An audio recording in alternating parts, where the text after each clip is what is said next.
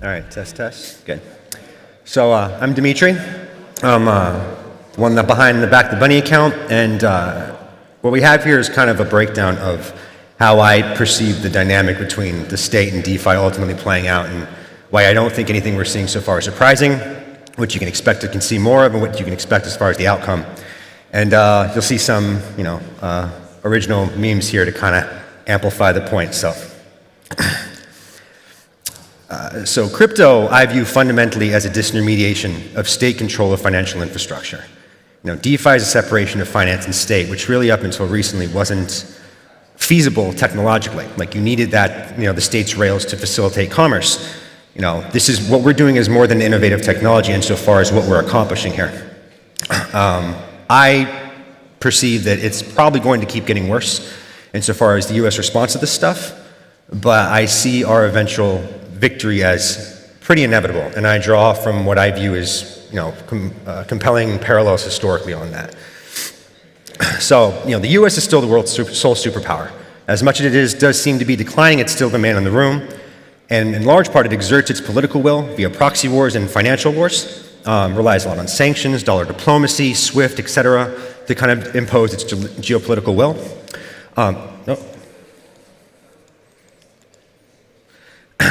So this is kind of a form of soft power, and it evokes this soft power through the institutions it created from Bretton Woods, essentially, the IMF, things like that. So it controls the rails geopolitically, internationally, in large part, and it also controls itself domestically by way of the banking system, which are effectively public arms of the state. Banks are not private entities in any meaningful way. They are arms of the state. They could fire their entire executive team if they wanted to today. They dictate capital controls, things like that. So banks are public entities. So the US kind of runs things through these two mechanisms. And DeFi, as its kind of sole essence, undermines the US's ability to assert itself internationally and domestically by incrementally causing it to lose control of the financial system. In fact, it's kind of the point of what we're doing.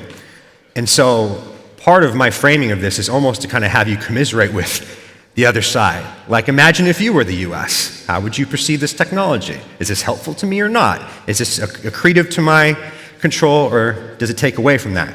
So I'm not saying sympathize with the adversary, but understand the lens through which he views you. That's very important. Now, know your enemy.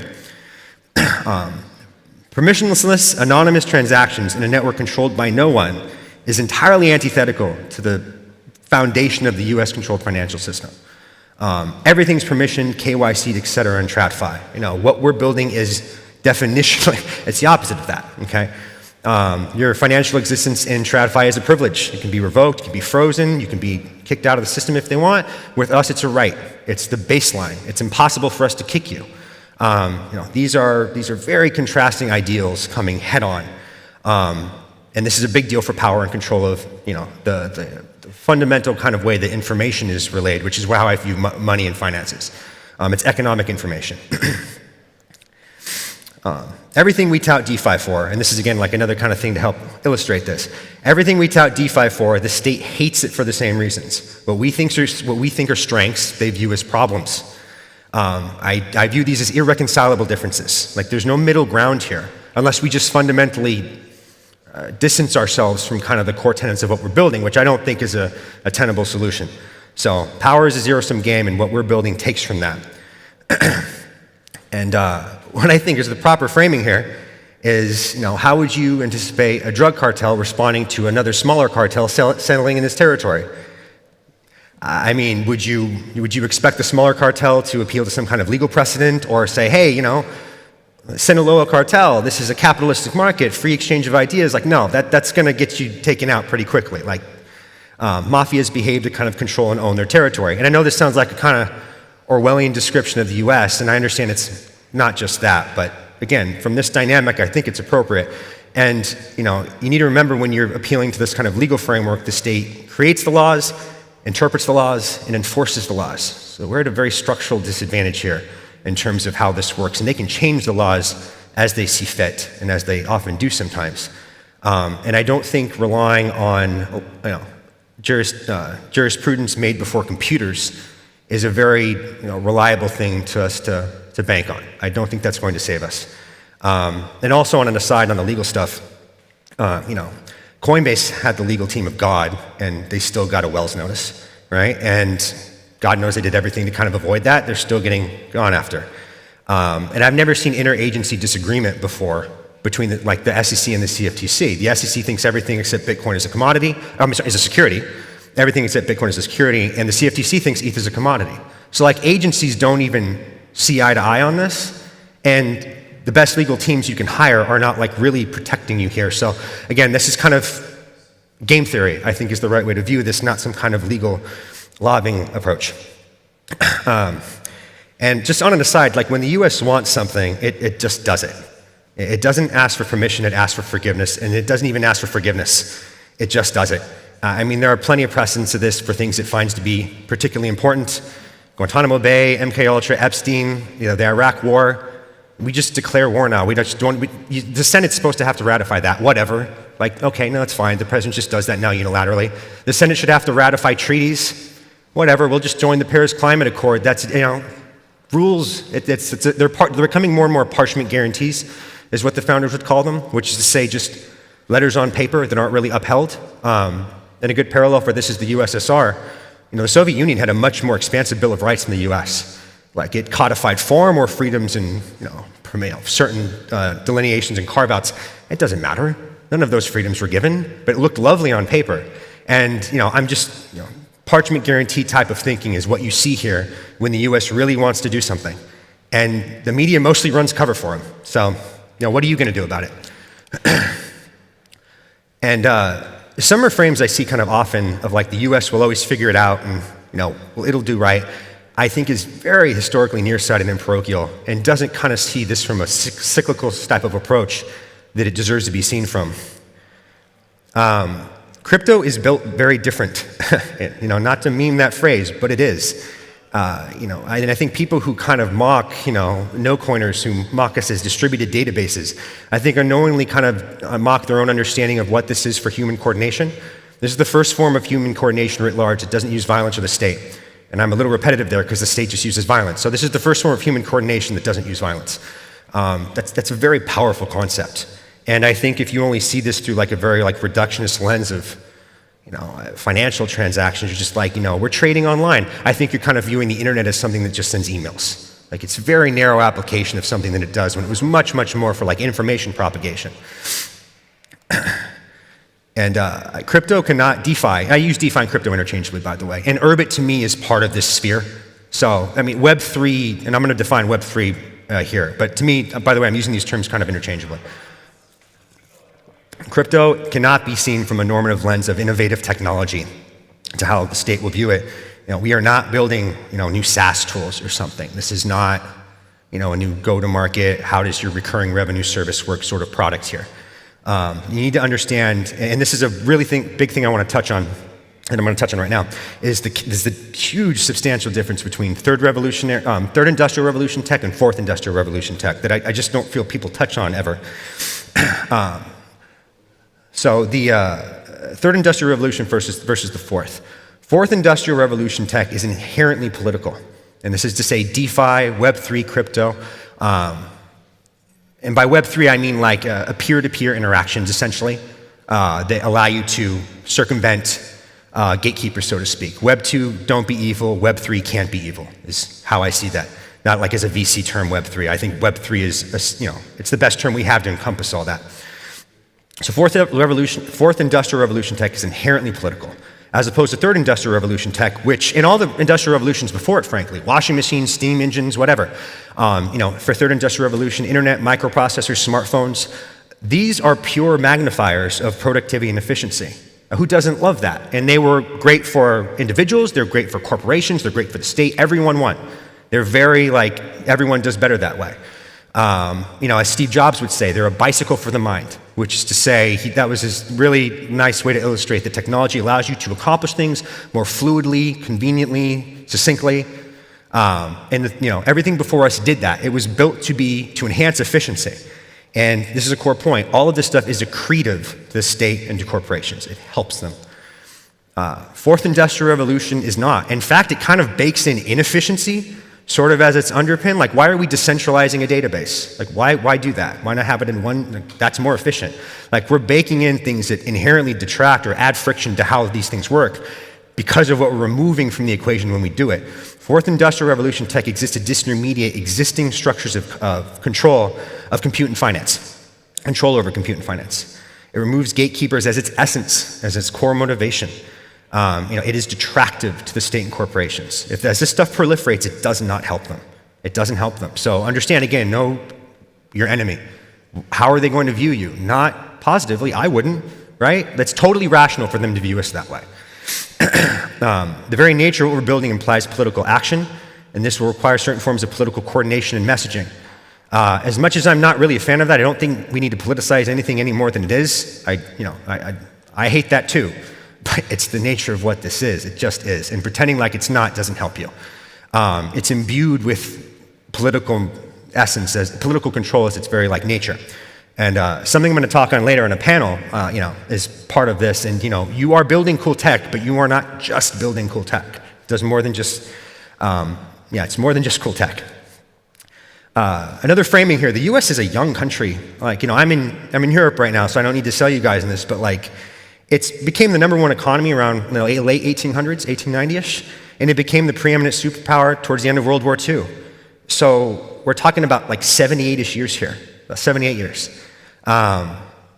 One industrial revolution it led, and then San Francisco and some of the stuff it's built has been very impressive, right? Like what the U.S. has built and accomplished is, it deserves a recognition, but it doesn't have some kind of historical cycle here that's just hey, this fourth turning cycle will be different. The U.S. is going to buck this trend. I'm not seeing that. There are U.S. senators older than the time the U.S. has been a superpower serving now. It's been the #1 economy for about 1.5 human lifespans. I don't think there's context here on it figuring out or bucking any kind of historical patterns we've seen. And this is what informs my game theoretic view here that low-intensity warfare is is the appropriate framework for how we're going to be perceived and treated. Understand the U.S. more as a cartel, defending its hegemony, as it should. Again, totally rational for it to do that. And understand how it will deal with us as a result of that for the threats we get there. And I don't think, and this is a big one for me, U.S. hostility is not occurring because there's an educational gap. I see comments on that sometimes, we need to send in more lobbyists and really help them understand. No, I think it's the opposite of that. I think they are starting to understand. 3-4 years ago, no one gave a shit about DeFi and crypto. DeFi wasn't even really a thing. It's because they just saw tokens bouncing around. They didn't care. But now they see, wait. We see what this means for transactions and maybe, tax collection and other things and money remittance. Wow, we care now. So I think it's the opposite. They do understand because they do dislike it because they are understanding. And I'm going to touch on some examples here. You should expect a lot of slanderous nonsense. This is an example from what prosecutors said about one of the Tornado devs who was detained illegally 3 or 4 months without any charge after Tornado was sanctioned for writing anonymizing code. You just held for 3-4 months, just life ruined, on hold, whatever. This is what you're up against. And and their argument was this guy with this skill set can only do more illegal things. Okay, it's not even worth arguing. You just understand what you're dealing with when you see language like that. And the U.S. is not going to come out openly and ever say this is a power thing. You're going to see headlines with, again, pejorative, stupid, fluffy stuff. The crypto is harmful to minorities and people of color. Everything is racist. That plays pretty well. Whatever. And then you see your climate example that you can just pick out. You can just pick these examples out of a hat for what they're going to go with that day. And remember, the political language does not need to be true. It needs to be effective. And what this does is it post hoc justifies actions they want to take already, and it basically allows them to at least not lose votes. Maybe they won't gain it, but they're not going to lose it because, hey, this has a reason that is legible and understandable to them, and there you go. So that's the point for it. Don't argue with this stuff on its nominal terms. You're just going to lose brain cells, and it's just going to waste your time. These aren't real arguments. They're just post hoc justifications. Why DeFi can't be defeated, though? Because, I sound pretty black-pilled here and bearish for its presence, especially in the US, but I'm actually not. That's more of a near-term thing. Near-term, maybe less than 10 years, give or take. I'm not really predicting a timeline there. But in a longer timeline, I'm very sanguine and white-pilled on this, and I draw inspiration from guerrillas before us. And why does the U.S. Why won't the U.S. stop DeFi? To me, it's the same reason it really doesn't win wars anymore. The U.S. has been very successful historically in combat, but who does it defeat? It defeats the USSR, Russia, China, Germany. And what kind of foe is that? It's very legible. It has a hierarchy of command. It occupies territory. It has identifiable military targets. The U.S. crushes that. Very effective at that. Okay, who does the U.S. lose to recently and is routinely just spinning its wheels? Goat herders and rice farmers. That's a little bit of an asymmetry. Like the military, the SEC, and regulators everywhere, this isn't, SEC and all regulators, are built to go after the same thing as the military is in this example. They're built to regulate Goldman's, Barclays, Deutsche, Fidelity. Again, these are very legible, centralized entities that occupy territory, office buildings. They have a chain of command. Let me speak to your compliance department. Let me speak to your executives. You can manage that. You can control that. You can see it. You can observe it. We are not that. We're not that at all. Why can you still use the Pirate Bay? They wanted to shut that down forever, just Hydra's head, because you can't stop peer-to-peer networks unless you want to go full China and then some. And then it's mask off, and I don't know about you, but I'll move. I have no allegiance to the U.S. in that respect. Kind of pains me to say that, but they've beaten it out of me. It's because you can't stop peer-to-peer networks. You really can't, unless you want to shut down the internet or something like that. They're not capable of going after millions of us across the globe in a cryptographic network. Just the raw resources and competence are not there. And this is kind of the energy I'd like to see adopted a little bit more, and not to be belligerent. We don't need to be antagonistic to the state, but more so understand, the upper hand you kind of have here. View yourself as the meme I put out online, the on-chain rice farmer. You are armed with cryptography, ZK tech, AI, VPNs, very well funded. And with all the intellectual capital, they're not sending their best. I don't know, the best minds don't go to work for regulators. I'm not really concerned for us long term. The crypto conflict, to me, this is why it resembles low-intensity warfare. Like guerrillas before us, we do not occupy territory. We don't have centralized structure of command. Targeting us is very hard. It's difficult. You'll see some displays of force. Some heads will go on pikes. It's an intimidation tactic because they can take down some people, I don't know, I don't think they're going to take down Vitalik, but maybe like Hayden Adams, Andre Cronje, right? Someone who's very visible and gets some, fear of God into you, but there's too many of us. We're ants. You can't crush them all. We're a legion, and the U.S. has had a very hard time with this kind of adversary historically. And something to draw from here that is really important strategically, even if militarily inferior and indefatigable foe can outlast and win against an adversary that isn't fighting for survival. And this is where I think motivation's playing into it. I've written about this in other parts of the series. But when you're fighting for something you believe in, or fighting for survival, but fighting for something you believe in, your motivation to fight is much more intense and persistent than if you're just fighting for control. The motivation behind that matters, and I believe we have the dominant motivation here.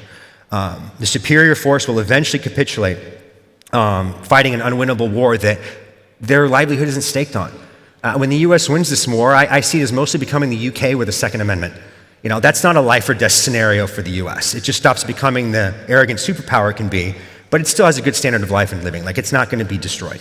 And so I think that motivates the fighting intensity dramatically so.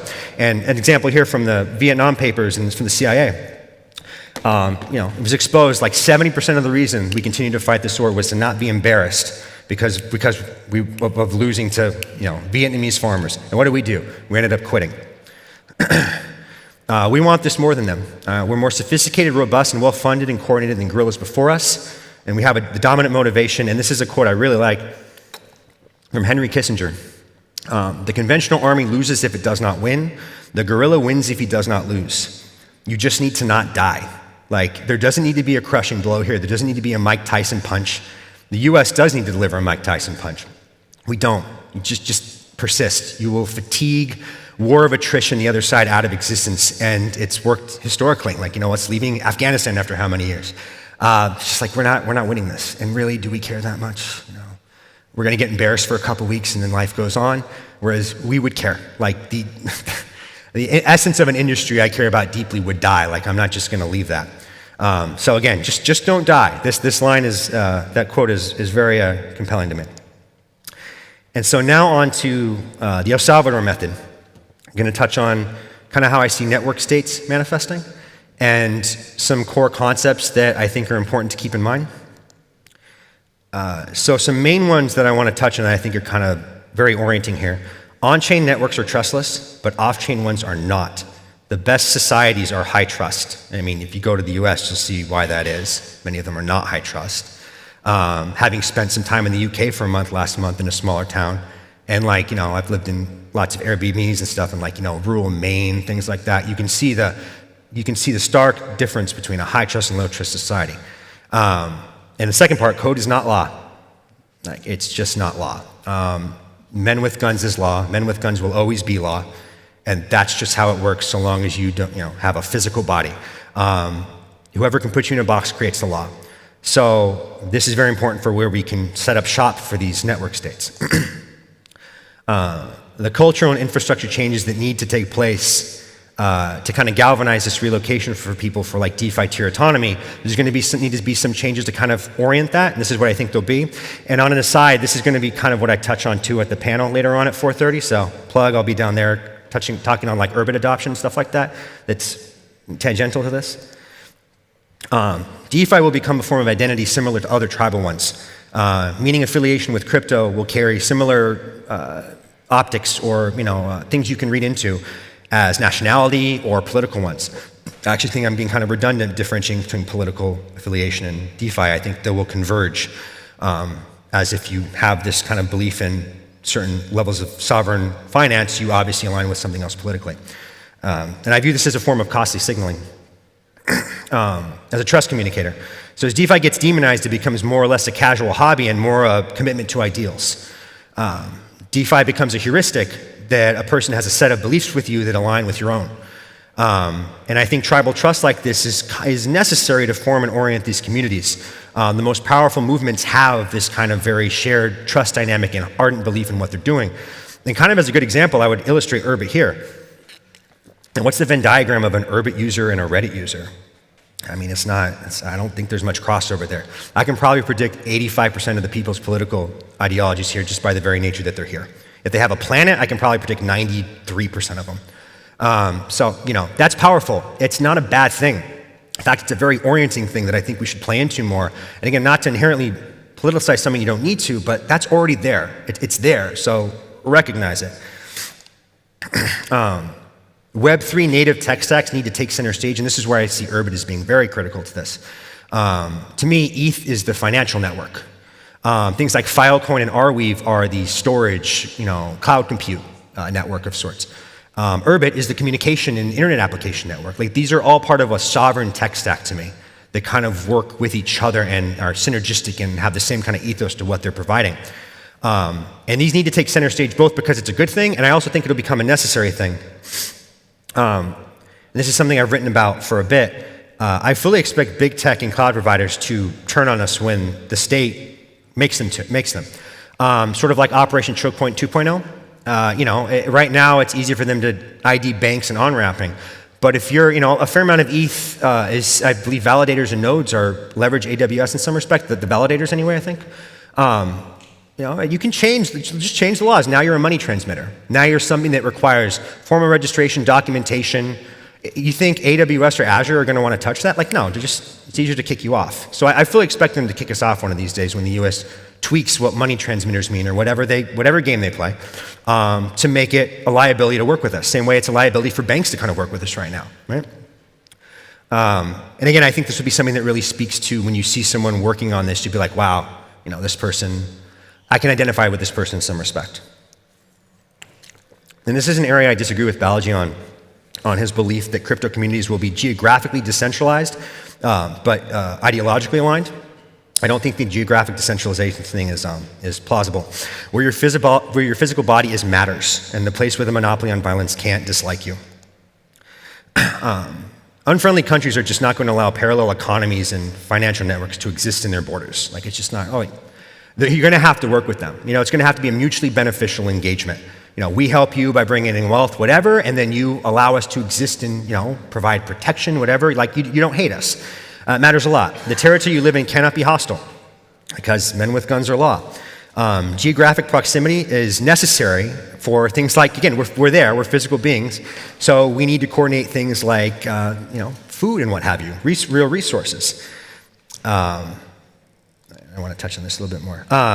So yeah, things like goods, food, like Maslow's hierarchy style needs. Like those need supply chains and things to coordinate and set up. DeFi with the ability that allows us to do that, but that's why I don't think this geographic decentralization is really that plausible. Like, you need to set up infrastructure to feed you, to house you, to things like that. Again, we don't exist on chain, we're not in the metaverse, so that's why that really matters to me. And also, on an aside here, I don't think any of us are enlightened enough to escape this human imperative to form tribes and engaging in real life. I mean, why am I here? Like, I get a far better reach on Twitter and sharing this stuff online. There's, I don't know, maybe like 60 people in here. Right? Like, from a pragmatic standpoint, I should be spending it just broadening the reach, but there's a reason why I'm here. It's because this interaction is satiating in a certain way from a human standpoint that we all understand and like doing, right? It's cool seeing the faces and what have you behind all this stuff. You're not programming that away. Technology facilitates the human condition. It doesn't change it. You're going to need like 50, 60, 70 years for that to evolve away if that's the case. It's not going to happen anytime soon. And I don't think my emphasis on the physical element contradicts the network state part. Because I do not think a network state is something built atop a network. I think that's just a very flighty idea. It's a state facilitated by the network. It's a state that exists because DeFi and Urbit and these infrastructure things allow it to exist in a new way, unencumbered from regulatory pressures and Western things and stuff. Like that, to me, is a network state. Who wins as the U.S. loses? We'll find home in places that are not, that as U.S. obstinance grows, we're going to find homes in places that understand this win-win relationship. Nation states will emerge in these friendly states and coordinate to bring in us and resources, and I don't think this would be possible without DeFi. So some examples on who's going to come to the front. El Salvador seems to be a very prominent one. A very prominent example of a poor country taking itself very seriously, going out of its way to signal friendliness to our kind and reinvent itself. And I have some other examples enumerated here. I'm not married to any of those, but I feel like several of them will probably come from this list. Vietnam might strike again, some parts in South America, things like that. Basically, poorer countries that see a way to gain, are not necessarily aligned with the US and the West in general, and see an advantage, see an opportunity for arbitrage. I think there'll be more El Salvadors. And this kind of speaks to the El Salvador method. I anticipate more El Salvador-style crackdowns on crime and violence to attract Western talent and improve the lives of their citizens. I think Nayib Bukele has changed the Overton window on what is acceptable. We all knew it was doable. Like, no one's surprised that when you sick the military on a gang, the military won, right? That's not surprising. But what did change is like, okay, now the framework has changed of what's palatable, what sells. This sells. Bukele's like 97% approval or whatever, The only one with more approval than him is Kim Jong-un, right, North Korea. So this works and people don't hate it. Leaders are going to be more willing to impose this kind of martial law style crackdown against crime. And I think the hunter will become the hunted. El Salvador is gaining a lot of ground. I will probably visit there next year. I know several guys that already live there. And network stakes, I think we're going to be kind of fine with these methods. They don't particularly offend me, especially when you consider it's all opportunity cost, I guess. What's the alternative? The alternative is the US and what they're doing, or this kind of monarchical authoritarian force that targets directly crime in a way. They have to suspend their constitution, but for what effort? I don't think they're going to target me with that. To me, San Francisco is a leading indicator for the US in a way that's just not encouraging. And closing up here on off-ramping, like, why? I don't want to off-ramp. And kind of to draw an analogy here, and I think this parallel is important because I think this is how we sell normies on this. Whenever you transfer money with Venmo, Revolut, your bank, it gets just a ledger update. It's a centralized ledger changing my ownership to his ownership, data entry. That's it. When you transfer money on a blockchain, that's all we're doing here. So once you draw parallels with people like, hey, you're already okay with this. In fact, you do it. You just don't know it. Here's a better version of the same thing. I don't think normalizing that would be particularly hard. And once people kind of get that, I don't think off-ramping, I think off-ramping continues to be something that's not that prevalent. And even on the retail, the big boy side, the Eurodollar market is just ledger movement. Backed by dollars, it's not even backed by, they're rehypothecated like 9-10 times the dollars that are apparently housed in banks. No one collects any cash. It's all ledger movement, and the big boys are fine with that. It's a massive market. God knows how many, maybe 20, 30 trillion. Like, there's no real clarity on the size of that market, but it's all ledger movement. So this has precedent, and people are okay with it, big and small. And yeah, network states, we're not going to need off-ramping, and when people get it, I don't think that's a problem anymore. So in DeFi's early generations, blockchains decentralized finance, and in its later generations, blockchains are going to decentralize societal coordination, and it's going to facilitate trustless economics and on-chain, and trusted human coordination off-chain, and I'm very excited for it, and that's why I'm here, so that's it.